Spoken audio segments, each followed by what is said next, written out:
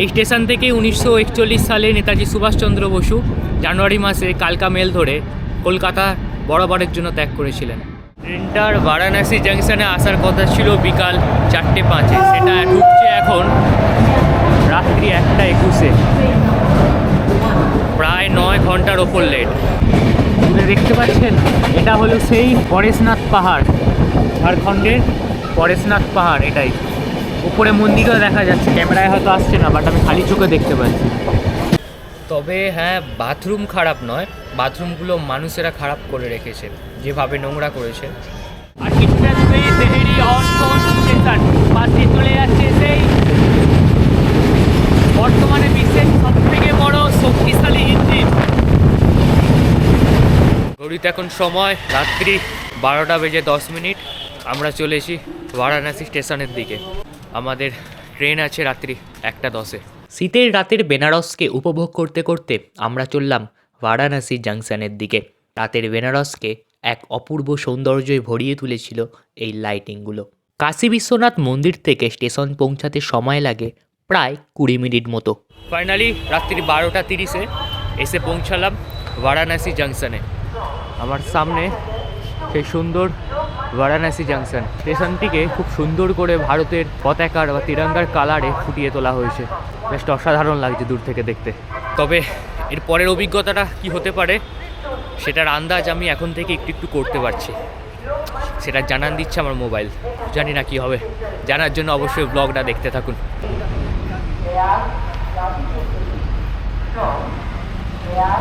আমাদের গাড়ি হলো 13152 জম্বুতাই কলকাতা এক্সপ্রেস। সময় 1টাতে আছে, এখানে ছাড়বে 1:10-এ। কিন্তু এখানে এসে যেটা জানতে পারছি ট্রেন প্রায় 2.5 ঘন্টা লেট।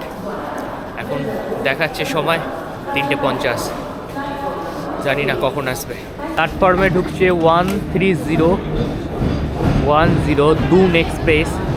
এই ট্রেনটার বারাণসী জাংশনে আসার কথা ছিল বিকাল 4:05, সেটা ঢুকছে এখন রাত্রি 1:21, প্রায় 9 ঘন্টার ওপর লেট। 13010 দুন এক্সপ্রেস, ঋষিকেশ টু হাওড়া। 4 ঘন্টা 30 মিনিট অপেক্ষা করার পর ট্রেন আসছে। ট্রেনের টাইম ছিল রাত্রি 1টা, সেই জায়গায় ট্রেন ঢুকছে ভোর 5টা বেজে প্রায় 40 মিনিটে। আর এখানে যে পরিমাণে ঠান্ডা, তার ওপর প্রচণ্ড পরিমাণে কুয়াশা। 50 মিটার দূরে কি আছে সেটা বোঝা যাচ্ছে না, এত পরিমাণে কুয়াশা আর ঠান্ডা। টেম্পারেচার প্রায় 8 ডিগ্রি সেলসিয়াস। আর এই যে কুয়াশা, দেখো কিভাবে চলবে এতে ট্রেন। ইন্ডিয়ান রেলওয়েকে দোষারোপ করা যায় না, এত পরিমাণ কুয়াশাতে ট্রেনের সিগন্যাল দেখাই অসম্ভব। 50 মিটার দূরেও দেখা যাচ্ছে না কিছু। চারিদিকে ঘন কুয়াশার চাদরে ঢাকা ঠান্ডা পরিবেশের মধ্যে কফি খেয়ে শরীরটাকে একটু গরম করার চেষ্টা করলাম। আর সেই সময় দেখা মিলল আমাদের ট্রেনের। প্ল্যাটফর্মে ঢুকছে 13152 জম্মুতাওয়াই টু কলকাতা এক্সপ্রেস। ঘড়িতে সময় তখন সকাল 6টা, কিন্তু চারিদিকের ঘন কুয়াশা এবং তার সাথে সাথে ভোরের আলো ফোটেনি তখনও। আপনি সেই পরিবেশকে দেখে বুঝতেই পারবেন না যে সকাল 6টা বেজে গেছে। যাই হোক, অবশেষে 5 ঘন্টা লেটে আমাদের ট্রেন স্টেশনে প্রবেশ করলো। আমাদের হলো S2। বাবরে বাপ, ও বাবরে, ফাইনালি। প্রায় সকাল 6টা বেজে 30 মিনিটে ট্রেন কলকাতার উদ্দেশ্যে রওনা দিল। বাইরে তখনও ঘোর অন্ধকার। কুয়াশার কারণে অনেক স্বাভাবিকভাবেই ট্রেন কম গতিতে যাচ্ছিল, আর আমি গেলাম একটা ঘুম দিতে। A few hours later. তো সকাল, আজকে সকালটা শুরু করলাম দেহেরি অন স্টেশন থেকে। ঘড়িতে সময় প্রায় 10:57। ট্রেন এখন অবধি 5 ঘন্টা 30 মিনিট লেটে চলছে। আর কিছুটা দূরে দেহেরি অন স্টেশন, পাশে চলে যাচ্ছে সেই বর্তমানে বিশ্বের সবথেকে বড় শক্তিশালী ইঞ্জিন।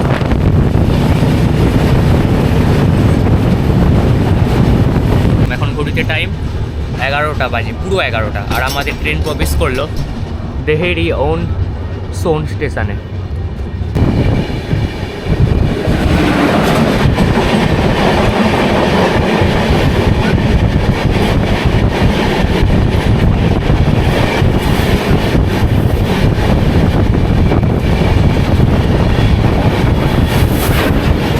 ঘড়িতে এখন সময় দুপুর 1:10। আমাদের ট্রেন পাক্কা 7 ঘন্টা লেটে প্রবেশ করলো গয়া জংশনে। বাট একটা ইনফরমেশান দিয়ে রাখি যে এই ট্রেনের বাথরুমগুলোর এমন পরিস্থিতি বলার মতো না, খুবই খারাপ অবস্থা, খুবই খারাপ পরিস্থিতির মধ্যে আছে বাথরুমগুলো। আমি জাস্ট একটা গেট খুললাম, খুলে বন্ধ করে দিলাম। তবে হ্যাঁ, বাথরুম খারাপ নয়, বাথরুমগুলো মানুষেরা খারাপ করে রেখেছে, যেভাবে নোংরা করেছে। একে তো ট্রেন লেট, জলের সমস্যা, তারপরে এরকম বাথরুম। আমাদের ছেলেদের কথা তো বাদই দিলাম, অনেক মহিলারা আছে যারা অনেক সমস্যায় পড়ছে বাথরুম ইউজ করতে। তো এইগুলো সাধারণ যাত্রীদের দেখা উচিত যে একটা ট্রেনের বাথরুমকে এইভাবে নষ্ট করার। আমি দুটো, আমাদের S2 আর S3 দুটো কম্পার্টমেন্টের বাথরুম, একটা কম্পার্টমেন্টে 4টে করে থাকে, তো 4টে 8টা বাথরুমে আমি চেক করলাম, সব কটারই একই অবস্থা। বাকিগুলোর খবর আমি জানি না, তো এটা ঠিক না। এদিকে একটু আপনার আমার সবার নজর দেওয়া দরকার যে অ্যাডজাস্ট যাই করুন না কেন, ট্রেনের বাথরুমকে পরিষ্কার রাখার চেষ্টা করুন। শরীরে কিছুটা ক্লান্তি নিয়ে ট্রেন যখন সামনের দিকে এগিয়ে চলল, তখন এই প্রাকৃতিক দৃশ্যকে দেখে সমস্ত ক্লান্তি, সমস্ত কষ্ট এবং সমস্ত দুঃখ 1 সেকেন্ডে দূর হয়ে গেল। আর কিছুক্ষণের মধ্যেই ট্রেন প্রবেশ করলো একটি টানেলের মধ্যে। বিশ্বাস করুন, এই প্রথম আমার ট্রেন জার্নিতে আমি দিনের বেলায় কোনো ট্রেনকে টানেলের মধ্যে দিয়ে যেতে দেখলাম। এর আগেও গেছি অবশ্য, সেটা রাতের বেলা, তাই ভালোভাবে দেখতে পাইনি, তবে এবার দিনের বেলা। তাই অভিজ্ঞতাটা ছিল একদম নতুন এবং ফ্রেশ। জাস্ট অসাধারণ লাগছিল এই অনুভূতিটাকে অনুভব করতে পেরে।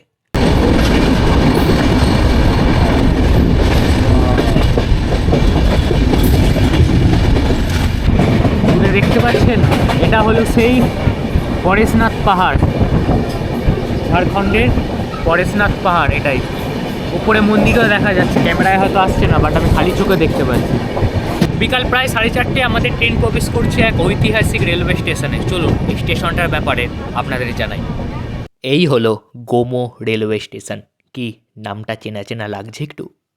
গোমো রেলওয়ে স্টেশন, বর্তমানে এর নাম নেতাজি সুভাষচন্দ্র বসু রেলওয়ে জাংশন।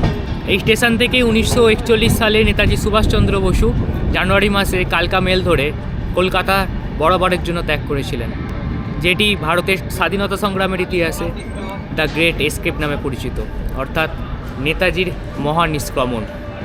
এই সেই ঐতিহাসিক গোমো স্টেশন। পরবর্তীতে 2009 সালে তৎকালীন রেলমন্ত্রী লালু প্রসাদ যাদব নেতাজির জন্মদিনে এই স্টেশনটিকে সংস্কার করেন এবং এর নতুন নাম দেন Netaji Subhash Chandra Bose railway junction. Gomoh station থেকে ট্রেন যখন সামনের দিকে রওনা দিল, তখন আমার শরীর আমাকে বলছে, কৌশিক এবার একটু ঘুমা, এর পরের ব্লগটা না হয় ঘুম থেকে উঠেই করবি। তাই আমি একটু শরীরটাকে রেস্ট দেওয়ার জন্য ঘুমাতে গেলাম।